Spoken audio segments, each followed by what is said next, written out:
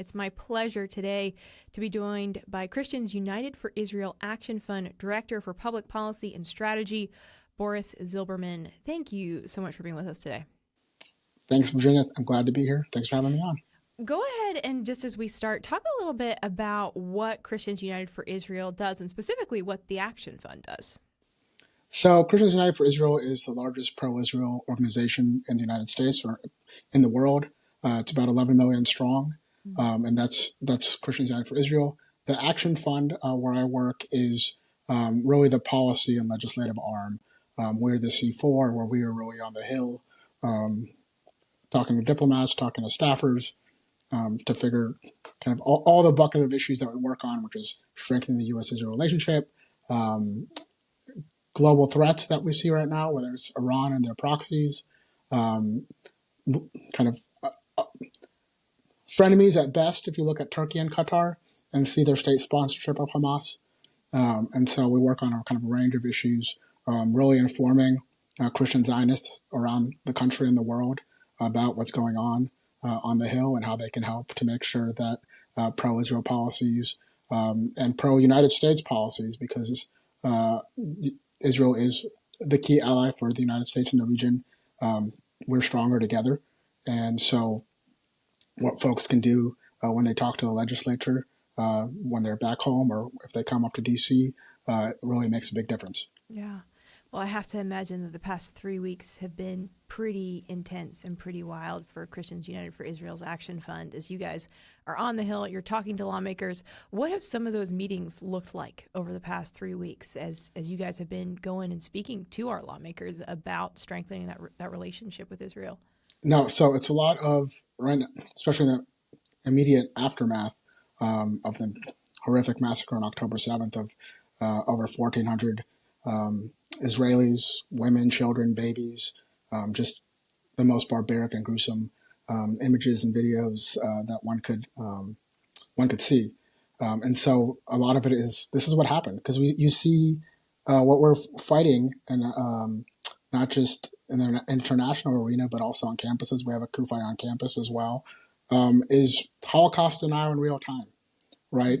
And thankfully, with the exception of a few members, of pro-Hamas members, you have, the Hill kind of yearning for information, what's happening, certainly in the aftermath, what was going on.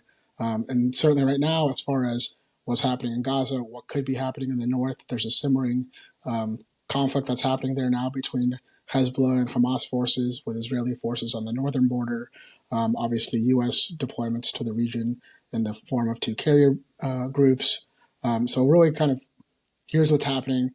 And I guess we're moving now to the next phase of here's how you can help, obviously with the aid package to Israel that's going to work its way through Congress over the next few weeks.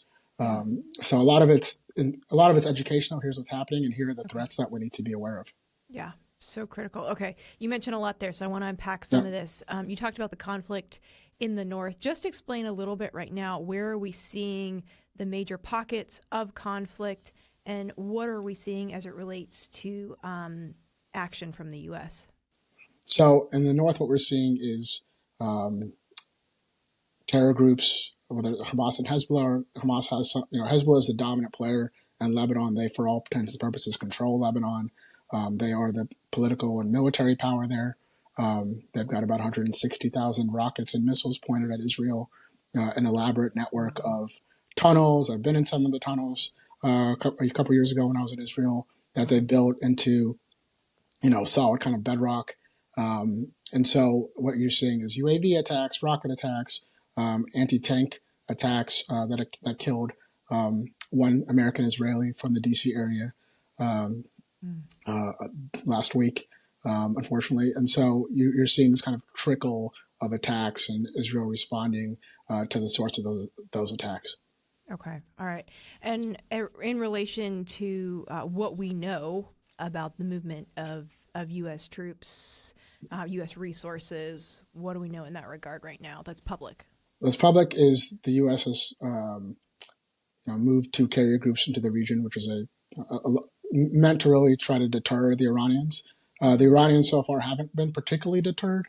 Obviously, we haven't seen a massive attack from Hezbollah yet, so to that degree, maybe it's giving them some pause. But as far as Iranian proxy attacks on U.S. bases in Syria, in Iraq, those have been ramping up. We saw the U.S. kind of take out a Iranian warehouse, basically, or facility in Syria. So the U.S. has moved fighter jets and other aircraft and kind of assets into the region to try to deter the Iranians. So far, it does not seem to be, having them push back. Yeah, yeah. Well, in relation to Congress and Congress's action on this, of course, last week, now Speaker Mike Johnson was elected Speaker of the House. And one of, or the first piece of legislation to clear the House under Speaker Johnson was a resolution backing Israel and condemning Hamas. How do you think that Johnson is going to lead the House of Representatives as it relates to support for Israel? Look, he has got a big job on all fronts, but on this issue, it's safe to categorize him as a Christian Zionist, somebody that I think believes in Genesis 12:3, that those who bless, Israel will be blessed, basically.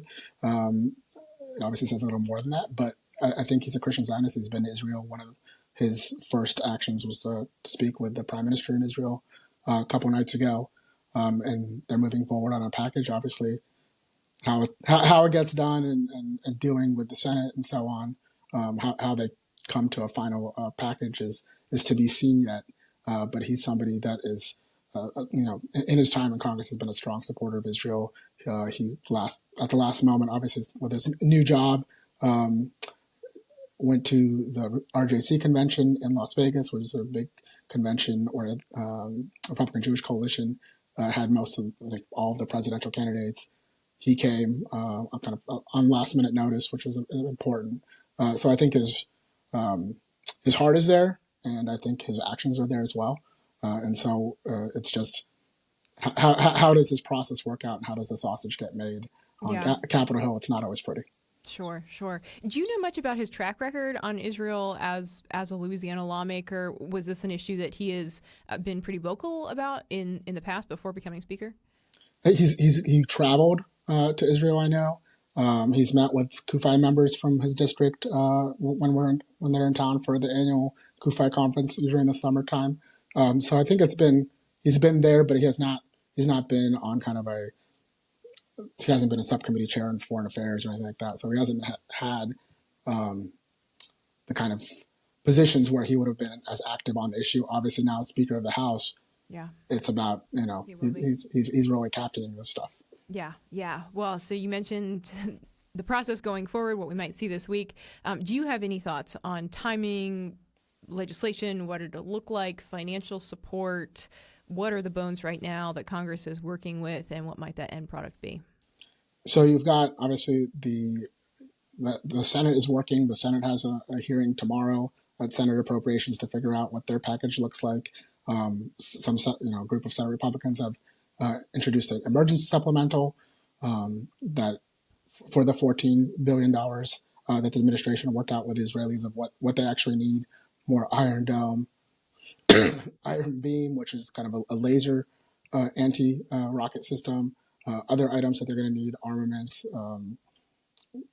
mortars, rockets, bombs, things like that they're going to need to fight this war and stave off, hopefully, a multi-front war.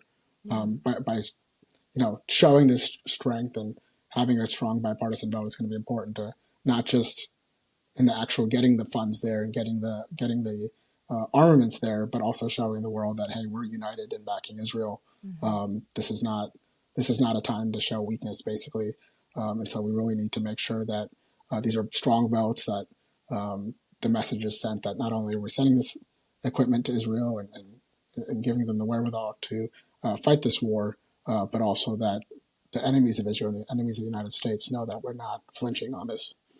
So that's important. In the House, they're working on, I've heard multiple things now as far as what the package is going to look like. But I think, as these things go, it usually doesn't start very, very pretty, and the process will work itself out. And I think they'll end up getting to a place where they can ensure that Israel is supported. Yeah.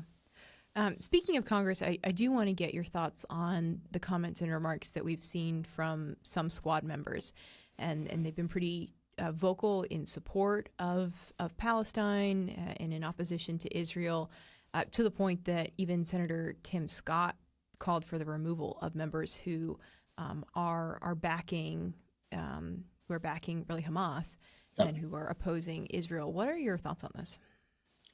Look, it's giving credence to have members of Congress like this who are basically backing what Hamas has done. It gives fire to what we're seeing in the streets. I mean, when these protesters or lynch mob is basically what you saw at Tulane, say globalize the Intifada or from the river to the sea. From the river to the sea, that means the destruction of the state of Israel.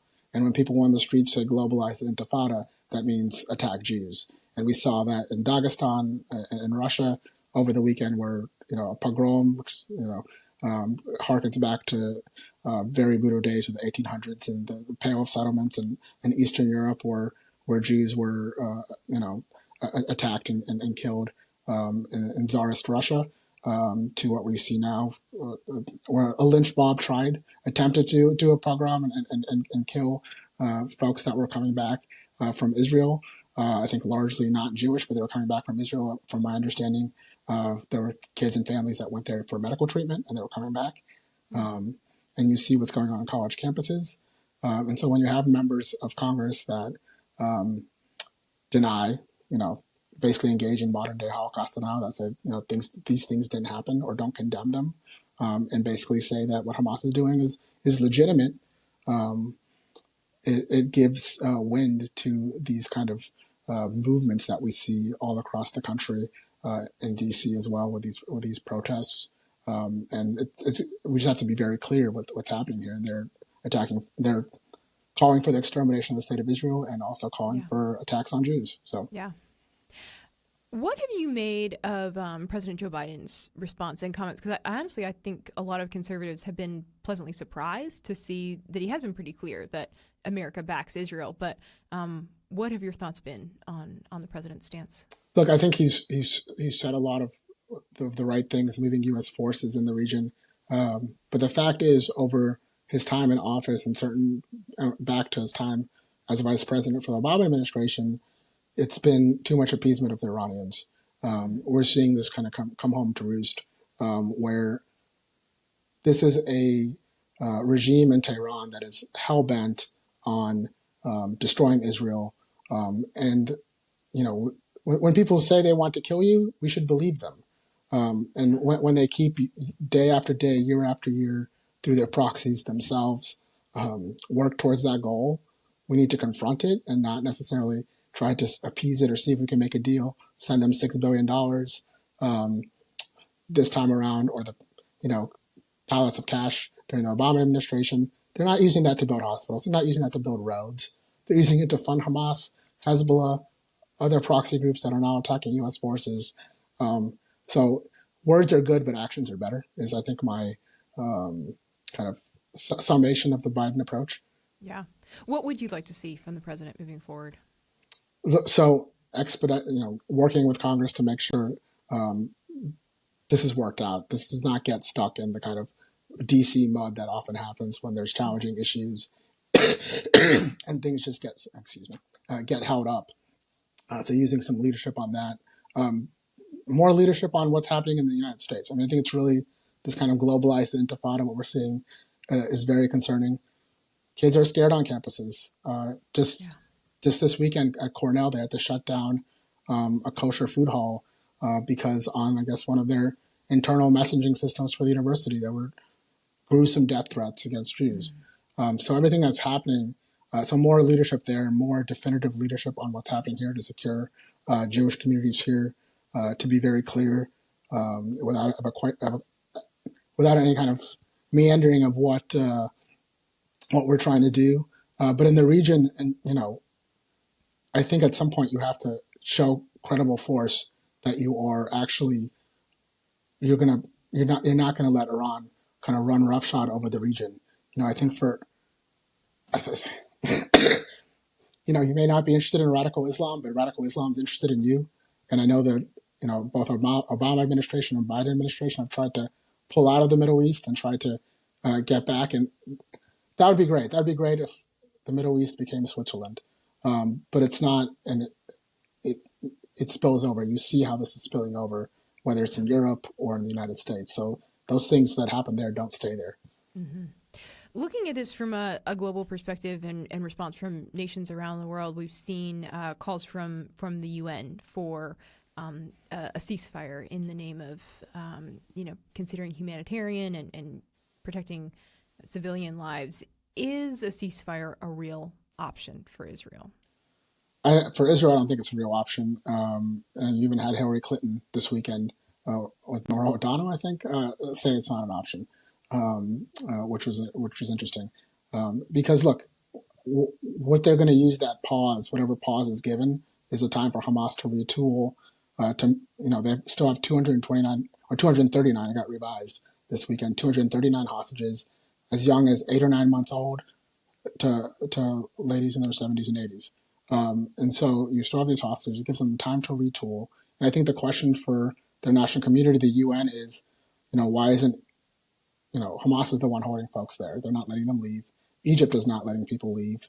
And so the question for the, quote unquote international community is, why is nobody interested in Palestinian refugees and taking them in? Why are they interested in keeping them there? And that's to act as a human shield for Hamas. And that's what you're seeing happen there. And unfortunately, what October 7th showed the Israelis is you can't negotiate with them. You can't hope that if they're enriched somehow, or they'll put down their guns and put away their covenant, which they were founded with the covenant of the destruction of Israel, that they'll somehow be happy playing SimCity and, building out Gaza to be what it could be if they were under a normal government and a normal system. Could be a nice functioning, they've got beaches.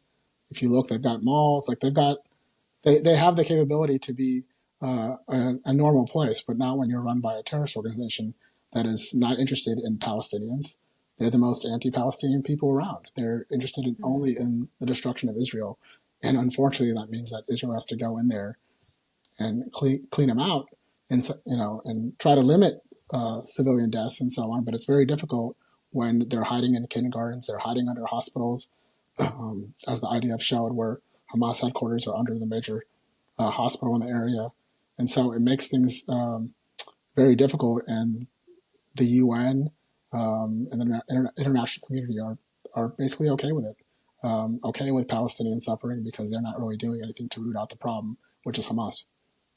That's interesting what you just said. You said Hamas is anti-Palestine, essentially. Yeah. That's a pretty bold statement, and I think for many people, especially those that were seeing protests on campuses in support of Palestine, that might confuse them a little bit. Yeah, no, I mean, if you are for the Palestinian cause, October 7th was the worst possible thing that could ever happen, right? You're showing that there's no, and the fact that everybody's supporting it, right? The folks that are quote unquote pro-Palestinian are supporting Hamas's actions, show that how are you going to negotiate? Who are you talking with if the person sitting across the table from you is purely only interested in your death? Put it in any other context. Were there calls for us to negotiate with Al-Qaeda and Taliban after 9/11 to see if we can work it out? It's laughable, right? Mm-hmm. But there's this double standard with Israel where it's like, well, why don't you guys work it out with Hamas? And it's not really possible for the Israelis when you saw what they did. Yeah. Last question before I let you go. So Israel, of course, the Israel Defense Force, they have launched their ground invasion into Gaza. What is Israel's end game in entering Gaza? Look, so I think part of it is get the hostages back. They've done a pretty good job of eliminating a lot of the leadership there, but they haven't gotten the top folks that are based out of Gaza. Obviously, they've got some political leadership and other terrorists that are based out of Qatar and Turkey. But their goal there is to destroy the infrastructure for Hamas and make sure they can't come back. And so that's what they're in the process of, and obviously taking out. They're still firing rockets and missiles into Israel weeks after they fired close to 8,000 rockets, and so taking apart that infrastructure and making sure that attacks like October 7th can't happen are the goals. Yeah, yeah. Christians United for Israel Action Fund Director for Public Policy and Strategy, Boris Zilberman, thank you so much for your time today. Encourage all of our listeners to check out the work you all are doing at your website. You can find it at CuFIActionFund.org. Boris, thanks for your time today. Thank you, Virginia. I appreciate you having me on.